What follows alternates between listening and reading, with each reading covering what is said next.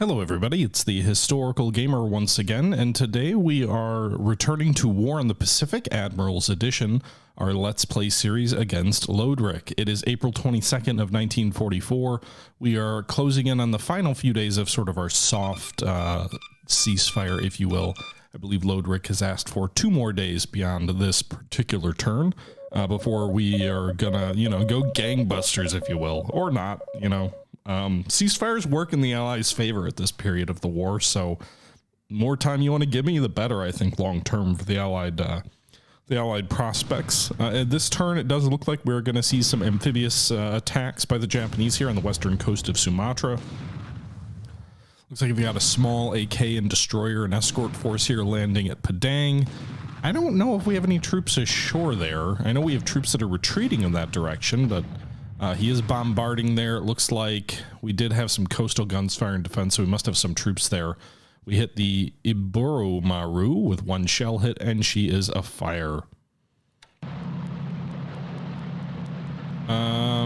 He's unloading troops there. Offsuit, it's because of the ceasefires were not common in the Pacific, if ever, but it's because of the changing between players. So Lodric picked the game up from Lieutenant Rainbow Slash, and when he examined the situation Japan found itself in, he decided he needed some time without too many aggressive Allied moves to put Japanese matters in order. And so from my perspective, that's perfectly fine in 1942 as the Allies, because there's not a lot of places we're going to attack in early 42, and time works in the Allies' favor. Yeah. Well, Sarge, it happened a lot in the Napoleonic Wars, but not so much in the World War II. All right, so the Iburu Maru had 2 shell hits and is afire, so 2 more shell hits in her. Maybe some moderate damage. We'll see. I doubt it. They're probably light shell hits, like 75 millimeters. And adjusting ship fuel. We're moving into the air operations AM phase. Looks like we detected something off Sri Lanka, and also looked like maybe off of Perth, I think I saw there. Likely Japanese submarines for both of those detections. We did lose a cargo ship off the coast of India, I want to say last turn, to a Japanese submarine which attacked a convoy there, so that could be what we just detected.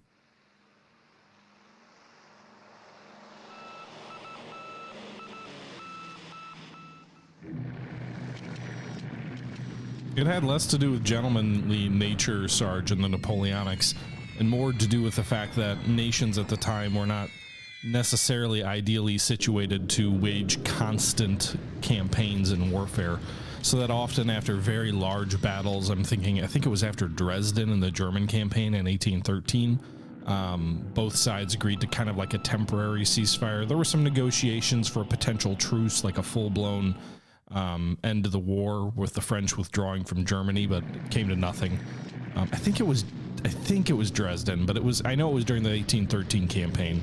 And so there was the ceasefire after a considerable Allied defeat, because Napoleon still needed to gather forces for the ultimate showdown that would happen shortly thereafter at Leipzig, and the Allies needed time to lick their wounds and bring more forces into the theater, and so both sides sort of had an advantageous situation to have a ceasefire, and they agreed to it.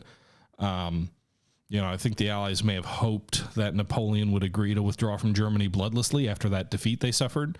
He still had a lot of his luster and reputation despite the defeat in Russia the year before. And so, if you could get Napoleon to withdraw without having to fight more battles, especially since he just demonstrated his ability to still thrash you pretty badly, they certainly would be willing to take that up. And for Napoleon's perspective, he was still trying to rebuild his armies after the disaster the year before, and so he needed time, even after such a glorious victory, to consolidate his strength. Clausewitz, yeah, that makes sense. I think it was after the Battle of Dresden.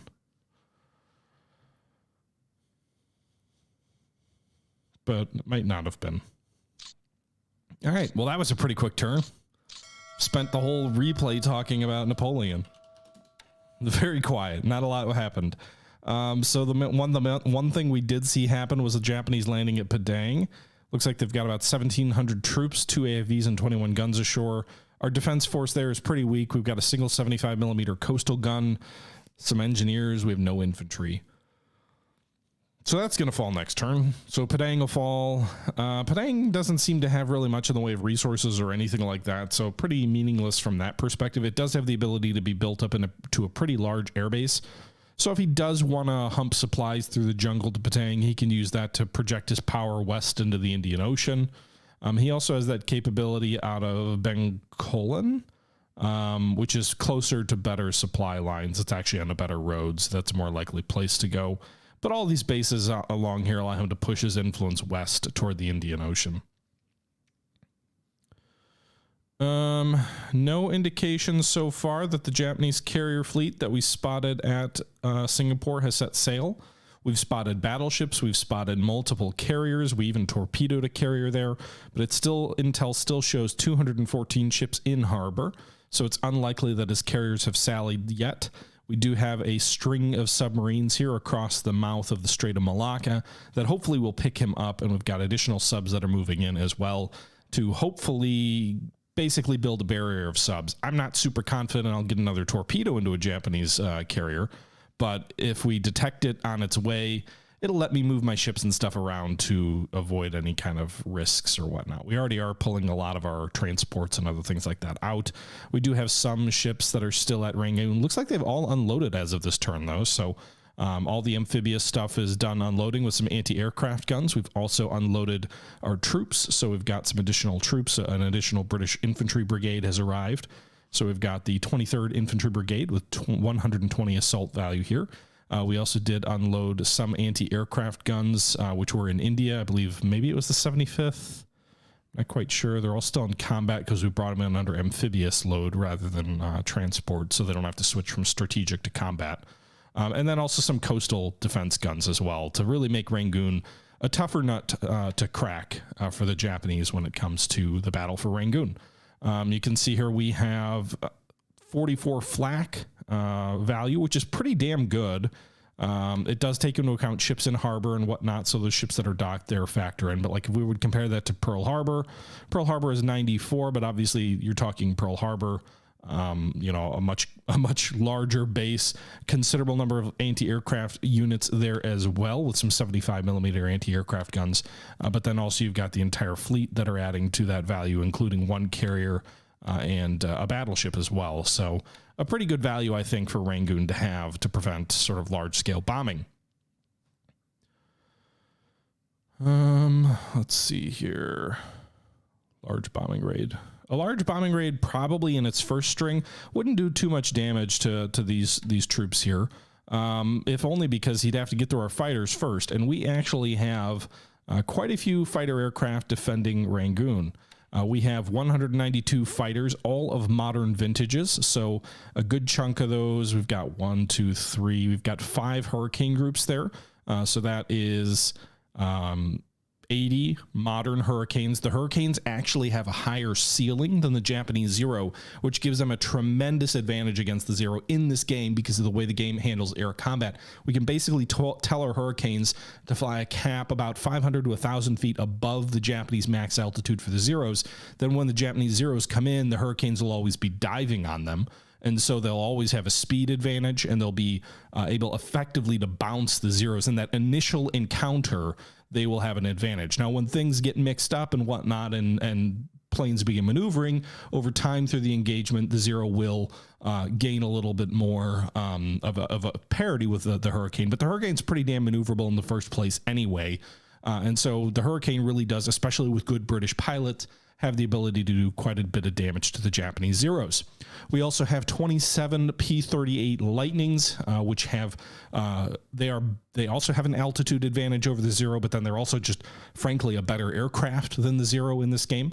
They're better used on offensive air patrols, so if we detect where his aircraft are operating out of, we'd want to use the P-38s to launch an offensive counter air against his cap there, and then they can really do, they're very effective there, but they can fly in combat air patrol over our own bases as well. We have some P-40s and P-39s, which are not as good as the Zeros, certainly, but they're still modern aircraft in their own right. They're well defended with their armor, and they are powerful with their main armament. So they can definitely give the Zeros a bit of a bloody nose as well, although certainly not as effectively as the Hurricanes or the Kitty Hawks here as well, or also like the P-40s, just with the Commonwealth designation.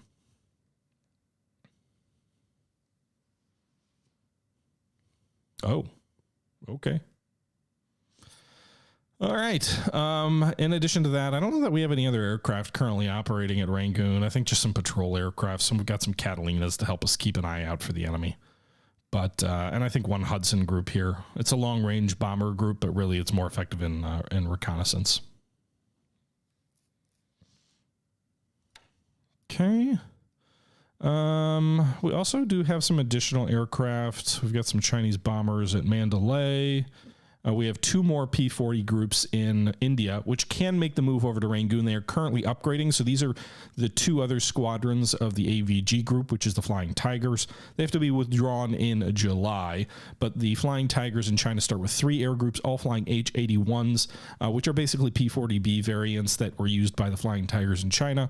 The P-38 group is a previous Flying Tiger group. And then we're upgrading the other 2 squadrons to P-40Es as well. So we'll have another 54 modern aircraft for the defense of Rangoon soon.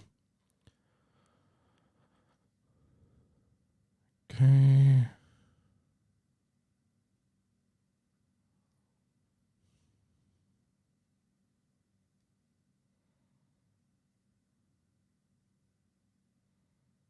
Yes, I read Forgotten War. I haven't forgotten, or...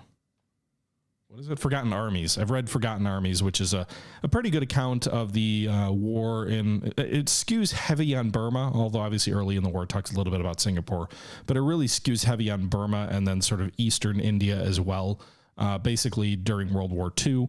It's a little bit of a sort of overarching history. The military history piece of it is somewhat secondary to sort of the overarching social history. But given what happened in that theater, I think it's a pretty good description of that conflict there. And I think it tells a more complete story than some of the military history only focused books that just look at sort of tactics and whatnot. There's a succession book that's called Forgotten Wars, I believe, which would look at the wars of sort of decolonization in that same region. But I haven't read that yet. I have purchased it though. Yeah, Juno, I am feeling better. Thank you for asking.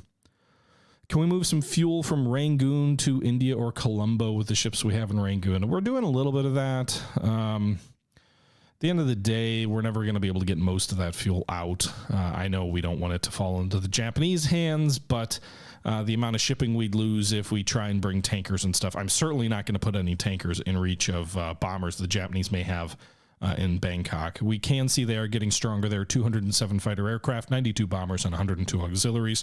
Pretty massive air force there. We've also got some indications of the groups at Singapore. 163 bombers at Singapore, in addition to 100 fighters. That's a big step up in terms of the number of bombers there, at least by 70 additional bombers there. So almost 300 aircraft at Singapore as well. He's really consolidating his air forces potentially in those regions. No idea what he's got at Palembang. Looks like he's got a very small air force at Surabaya, so not a lot to take out the troops at Batavia. The troops at Batavia, meanwhile, are working on getting those fortifications up to level 5. They're up to 16% there. It seems to be making about 2% progress per day, as long as they're not bombarded.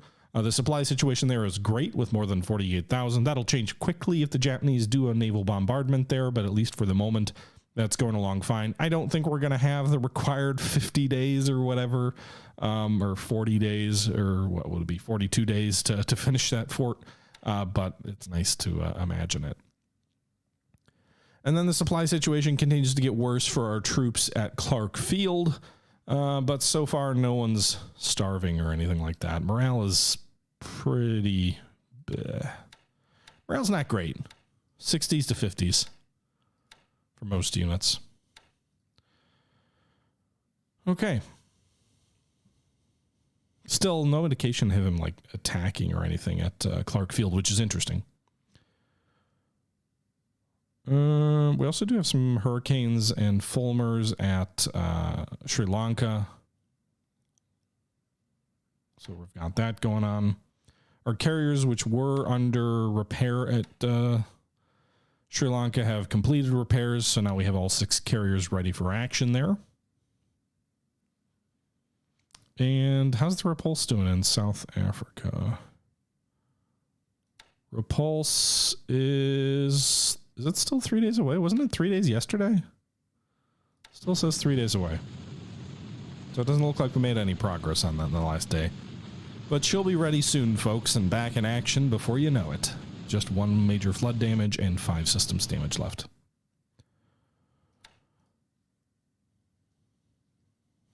Good God, what else do we have to show here? We did see a sub off the coast of Perth. We can see it here. Did we see where that sub was off Sri Lanka? Huh. No indication of where it is now. The 32nd ID show up yet? 41st ID is here. We could change headquarters for almost 2,000 political points on that thing. We're a ways away from that.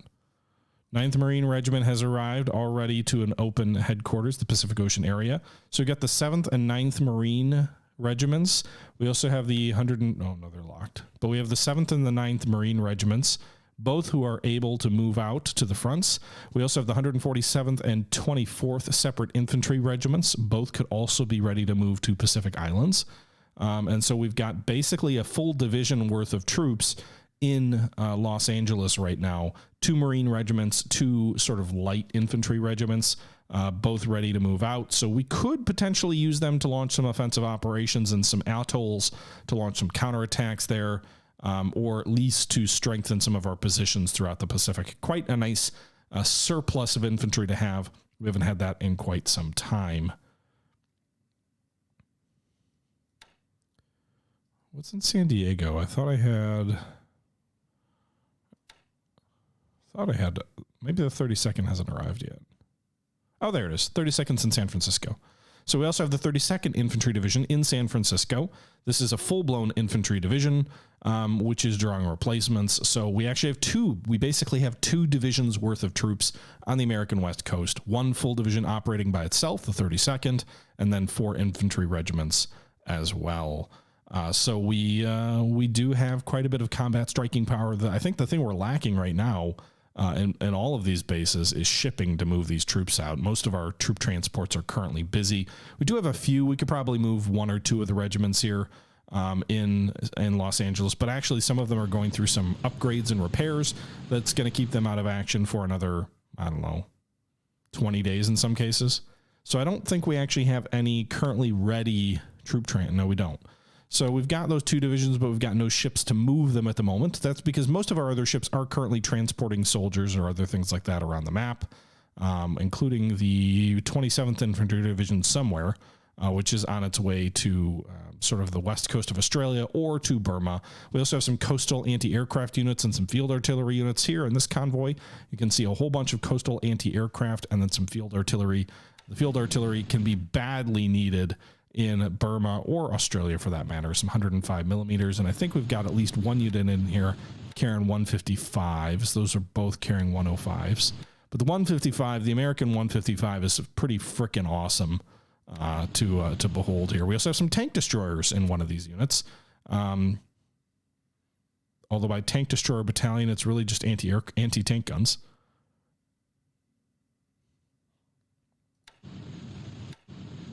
And we have a tank battalion as well, carrying some M3 Stuart light tanks, which should fare pretty well against Japanese armor. So we've got that unit carrying that transport convoy carrying a whole bunch of troops, and then must be on the other map here where the other division is. Yep, 27th Infantry Division here. It'll be on its way to Cape Town. It'll take 21 days to arrive at Cape Town. Once it arrives at Cape Town, then it can move on to the map as well. But you can see we've got that extra division on the way, and then we've got 4,500 troops, which is 2 field artillery battalions. I believe there are 155s in one of these transports. Yep, 155s here.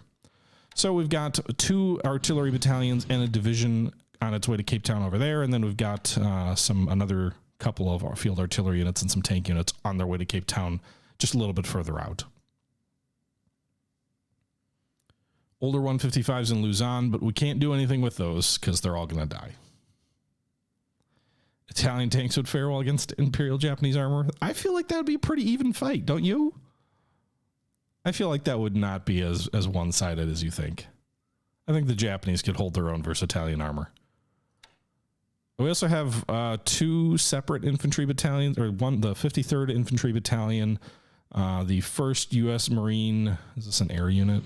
Air wing. So these are like base forces supports.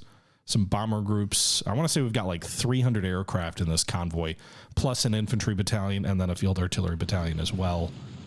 105s also. So we've got these guys, which are a little bit closer to coming on map.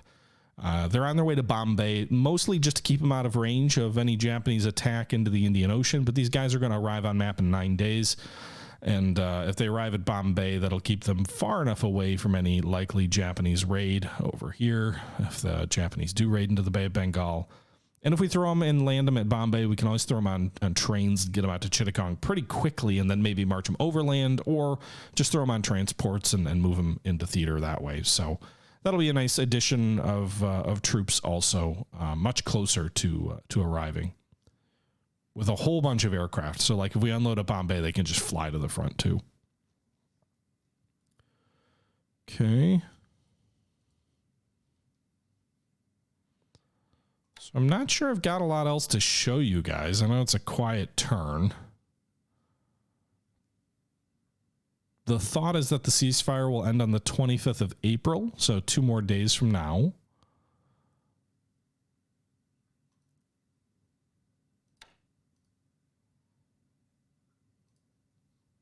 Some logistical convoys off the Australian coast. As a reminder, the Americal division, is already ashore here. I wish we could rename this unit, because these guys got their nickname for being deployed to New Caledonia. That's where the Cal comes in it. But that's a nickname that they got because of their initial deployment in World War II. So they never landed in New Caledonia. So why would we give them the Cal? They'd be more like the Amera Oz division or the Amera Perth division if we're like based on what their ordeal has been. Well, they're not on their way to Burma, but the Burmakin division does sound pretty cool. You can rename task forces. Why can't we rename units? That's too bad. Ship sunk. Any indication of anything going down last turn? Nope. What about ship availability? We've got a destroyer tender arriving tomorrow, a minesweeper coastal arriving tomorrow. In 3 days, we've got the Benjamin Franklin AK, yard minesweeper in 4 days. The carrier Illustrious in 5 days will arrive at Cape Town. So it's going to take some time for her to get into theater. If there's an immediate raid into the Indian Ocean, she'll probably be about a week late. If they wait a little bit, she may arrive just in time to participate, so we'll see. The Flying Fish, which I believe is an American submarine, it is. She's got the greatest torpedo in the history of the world, the Mark 14. A tanker in 6 days, the Laffey in 7 days. This is the original Laffey, I believe, not the one that would sort of become a museum ship in Charleston, South Carolina, but the Laffey that would be sunk, I believe, at the Battle of Guadalcanal. And then the second Laffey was named after her. Cruiser mine layer will be nice. She arrives in San Francisco. How many mines can she carry? 100 Mark 16 mines? Huh. You know, it'd be nice is if for mine layers, you could change the type of mine that they lay. Like, I could understand why a submarine mine layer might be restricted to certain types based on what would fit in a sub, but you'd think for a cruiser mine layer you could change your mine types. That would be nice. Yeah, so anyway, those are the ships on the way. Air groups, group reinforcements. We've got 3 groups of C-47 Sky trains arriving at Chittagong tomorrow. Now these guys are all under strength, I believe. 10 here, 10 here, 9 here. So that'll still be nice. We'll have 29 cargo transports in the Indian theater as of tomorrow.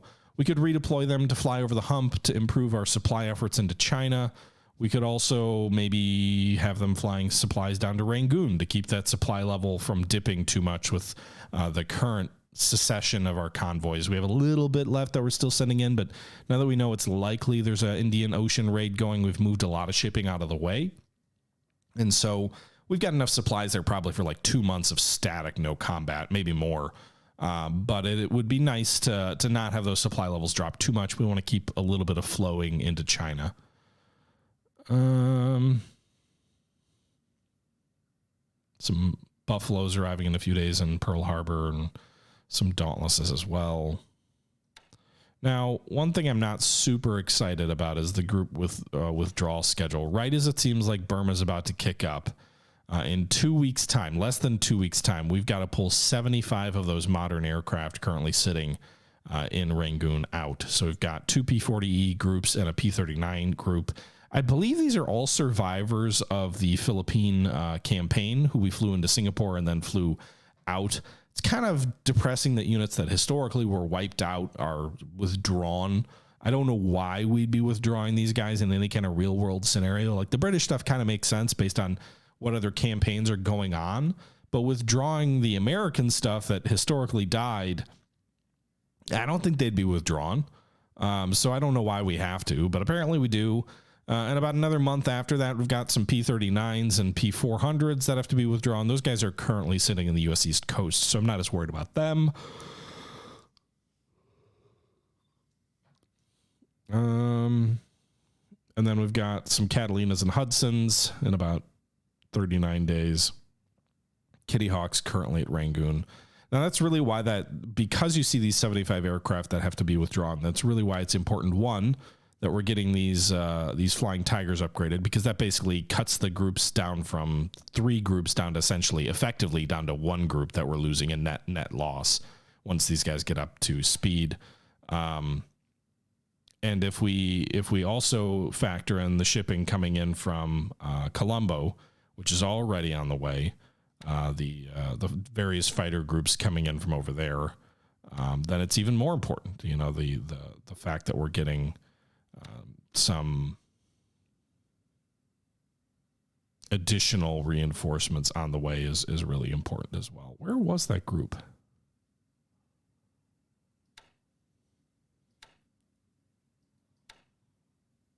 I swear, I was just looking at a group not that long ago that I said had like 300 aircraft and they were coming in Bombay. Was it this group? Yeah, this convoy. So 9 days. So if we have to withdraw those guys in 13, they probably won't be deployed yet by the time these other air groups have to withdraw. It's going to take more than 4 days to unload and get them up to speed. Not to mention get into port, but there shouldn't be too long of a gap. We could pay to keep them for a bit, but it does take away from our daily gain of political points, and they're pretty important. So like if we want to keep them around for a week or something like that while we're waiting to get the other aircraft into theater, we could do that, but it does come with a cost. Ship withdrawals. Anything interesting soon? Nothing within the next 30 days and 1 troop transport, and then some destroyers and light cruisers at about 2 months out. Indomitable is the closest major warship that we lose. We still have her for 3 more months. So in real life terms, that'll be like 2023, right? Ship availability we already looked at. Ground reinforcement schedule, 7 days. We've got the 111th Base Force, 58th Infantry Regiment in 8 days. One place maybe we should reinforce is Alaska. Like maybe we should put 2 of those regiments up into Dutch Harbor or somewhere to prevent a Japanese thrust into some of these northern bases, perhaps.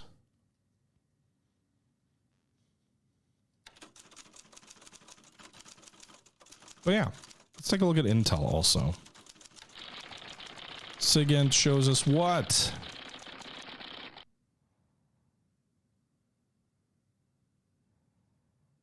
Not much. Japanese Air Force units moving to Surabaya, not a surprise. Yeah. My grandson that finishes the game. If there's still a computer running it, P. Warner. I mean, this is a 10-year-old game and it works on Windows 10, but you got to do some finagling with the resolution to get it to be the what you want it to be. Can only imagine what that would be on like Windows 12 or 14. But that's going to do it for today's episode of War in the Pacific, Admirals Edition, my game against Lodruk. About 2 more days, I think, on the ceasefire, and then we'll probably see action pick up. But I hope you guys are enjoying the series. Please feel free to leave your thoughts down below. And until next time, this is the Historical Gamer saying once again, thank you very much for watching, and I'm out.